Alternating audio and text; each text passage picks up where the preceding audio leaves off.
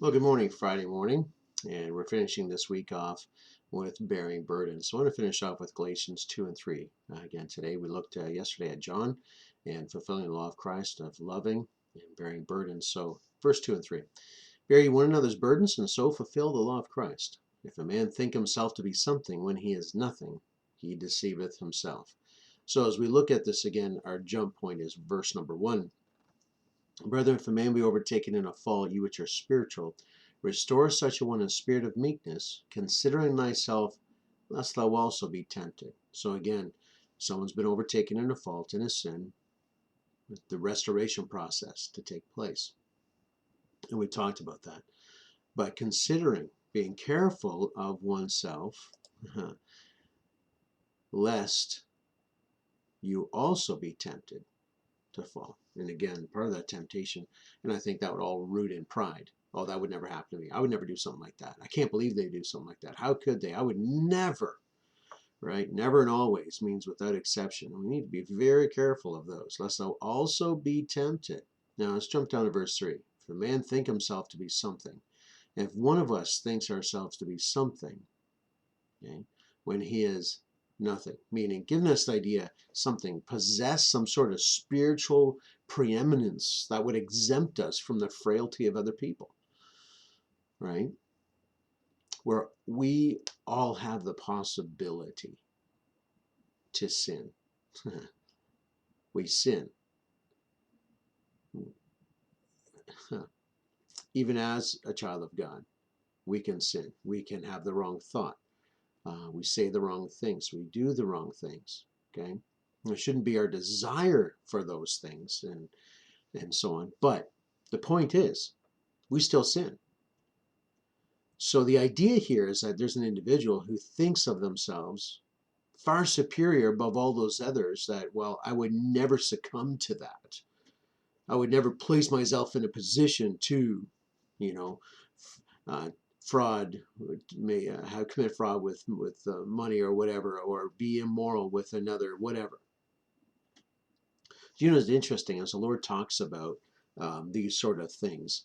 The Old Testament deals with the actions, right? Thou shalt not kill, and so on and so forth. And but yet, when the Lord comes along, He really ramps that up by really dealing with the heart of the issue, which is the heart, right? And so we can say, "Oh, I would never be caught doing that or ever do this," but yet out maybe in action, but our minds can be filled with it. If a person thinks of themselves to be something, really have that spiritual prowess, that they would never, man, pride comes in just like that, doesn't it?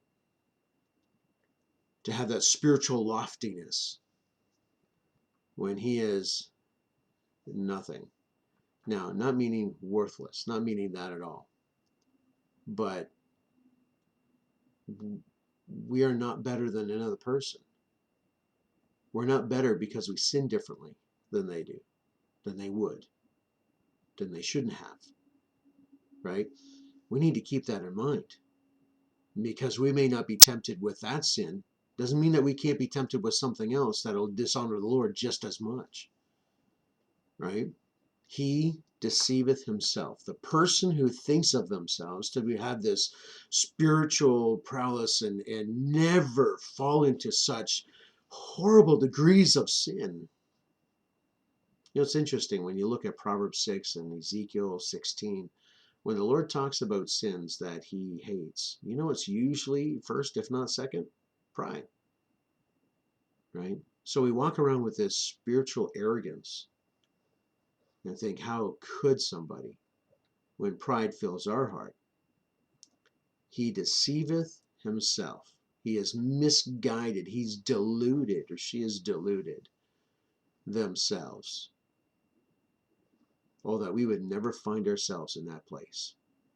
To think that we would never, and because we always, listen, but by the grace of God, we could succumb to temptation, and we do succumb to temptation.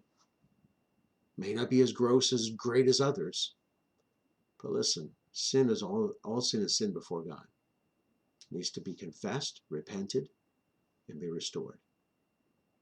that we would restore in the spirit of humility, bearing one another's burdens, and staying humble. To God,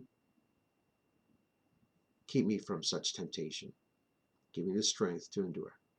Thanks for joining this week. Have a great weekend. We'll see you on Monday.